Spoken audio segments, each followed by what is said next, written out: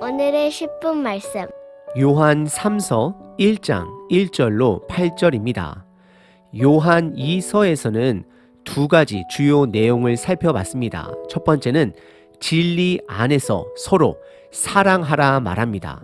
그리고 두 번째는 순회하며 거짓된 가르침을 전파하는 거짓된 교사들을 경계하라 라는 경고였습니다. 하지만 요한 3서에서는 환영에, 환대에 집중합니다. 역사적으로 보게 되면 지금 이 시대는 정말로 수많은 교회들이 여기저기 세워졌습니다. 하지만 때로는 너무 특별한 지역에만 많이 늘어나는 것이 아닌가라는 생각을 하기도 합니다. 하지만 동시에 교회들이 팬데믹 이후에 문을 닫아가는 상황 또한 보게 됩니다. 이런 다양한 상황 속에 하나님의 주권을 신뢰합니다. 하지만 1세기 때는 건물적 교회가 아닌 믿음의 공동체를 세워 나아가기 위해 전도자들이 여행을 다녔습니다. 그 당시는 지금처럼 묵을 수 있는 호텔들과 같은 시설이나 경제적으로 지원이 되던 시절은 아니었습니다. 그러다 보니 파송을 받은 자들은 소개를 받은 가정 또는 믿음의 식구들 가정에서 묵을 때가 많았습니다. 그리고 당연히 순례자가 묵게 되면 여러 가지 경비가 지출이 됩니다. 이것을 기쁨으로 감당하는 자들도 있고 이것을 불편하게 생각하는 자들도 있습니다. 지금이나 그 당시 사람들이나 사람의 마음은 동일합니다. 그래서 머무는 자나 반대로 방을 제공하는 자나 나름대로 서로를 존중하는 지혜가 필요했던 시대였습니다.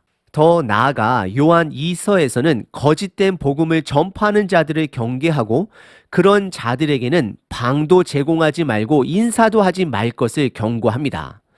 지금도 마찬가지입니다. 팬데믹 이후에 실질적으로 도움이 필요한 자들이 많이 늘었습니다. 하지만 동시에 보이스 피싱과 같이 어려움을 가장한 거짓된 자들도 늘고 있습니다.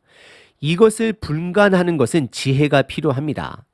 요한 3서는 복음의 순례자들이 집을 방문할 때에 그들을 위해 환대해 줄 것을 저자는 격려합니다. 오늘 본문은 크게 두 부분으로 나눌 수 있습니다. 첫 번째는 인사입니다. 두 번째는 편지의 목적인 가이오의 사랑을 증언합니다. 첫 번째 부분은 1절서부터 4절까지 인사 부분입니다. 1절에 발신자는 요한 2서와 동일하게 본인을 장로다라고 표현합니다. 이는 분명 교회 공동체 안에서 권위를 인정받은 자입니다. 그리고 수신자는 가이오라는 자입니다. 1세기 때에 한 사람에게 편지를 쓰는 것은 큰 헌신이 요구되는 것입니다. 그 당시는 지금처럼 간단하게 온라인으로 메시지를 보내는 것과는 다릅니다. 파피루스라 불리는 가죽의 글을 쓰려면 적지 않은 돈이 들어갑니다.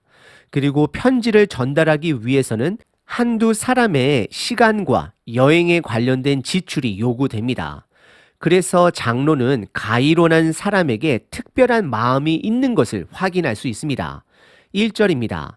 장로인 나는 사랑하는 가이오, 곧 내가 참으로 사랑하는 자에게 편지한다 말합니다. 장로는 이 가이오를 사랑한다 두 번이나 고백하고 있습니다. 그리고 2절에 가이오가 모든 일에 다 잘 되기를 바란다 라고 고백합니다. 그 이유는 3절에서 말합니다. 왜냐하면 그 가이오라는 자가 진리를 행하는 자이기 때문임을 저자는 밝히고 있습니다. 3절입니다.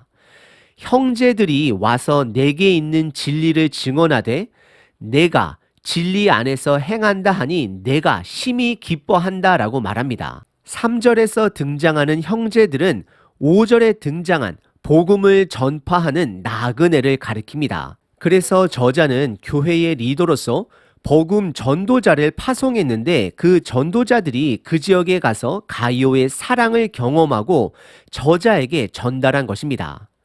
그리고 4절에 저자는 이것으로 인해 매우 기뻐합니다. 그 이유는 교회의 성도들이 서로 사랑함으로 진리 안에 거하는 것만큼 더 큰 기쁨은 없다라고 고백을 합니다. 결국 저자는 가이오의 이러한 헌신적인 사랑을 상징적으로 드러내며 교회 안에 서로 사랑해야 하고 복음의 전도자들을 환대해야 함을 말하고 있는 것입니다. 오늘 본문의 첫 번째 부분은 인사 부분입니다. 발신자 장로는 가이오라는 형제의 사랑으로 인해 매우 기뻐합니다. 두 번째 부분은 5절서부터 8절까지 편지의 목적인 가이오의 헌신적 사랑을 증언합니다. 우선 5절과 6절에 가이오의 헌신적인 사랑을 확증합니다. 우선 5절에서는 가이오라는 형제가 복음의 순례자들을 신실하게 환대했다 확인합니다. 5절입니다. 사랑하는 자여, 내가 무엇이든지 형제 곧 나그네 된 자들에게 행하는 것은 신실한 것이다 라고 고백합니다. 그리고 이어서 6절의 저자는 가이오의 이런 헌신적 사랑을 다시 한번 드러내고 이런 환대를 계속해서 하기를 권고합니다. 6절입니다. 그들이 교회 앞에서 너의 사랑을 증언하였느니라. 내가 하나님께 합당하게 그들을 전송하면 좋으리로다 라고 고백합니다. 여기서 그들을 전송하면 좋으리다라는 표현은 앞으로 이러한 환대를 계속해서 행하기를 바라는 권면이 되는 것입니다. 그리고 이어서 7절과 8절은 다시 한번 이런 복음의 순례자들을 환대하라 권고합니다. 7절에서는 이 순례자들은 이방인들, 즉 복음을 모르는 자들에게는 온전한 복음만을 전달하기 위해, 전파하기 위해 아무것도 받지 않았다 말합니다. 그래서 믿음의 식구들이 그들을 지원해야 한다라고 말하고 있는 것입니다. 그리고 8절에서는 복음의 순례자들을 지원하는 것이 마땅한 것이고 이 일은 복음의 일에 동참하게 되는 것임을 저자는 밝히고 있습니다. 8절입니다. 그러므로 우리가 이 같은 자들을 영접하는 것이 마땅하니 이는 우리로 진리를 위하여 함께 일하는 자가 되게 하려 함이다 라고 말하고 있습니다.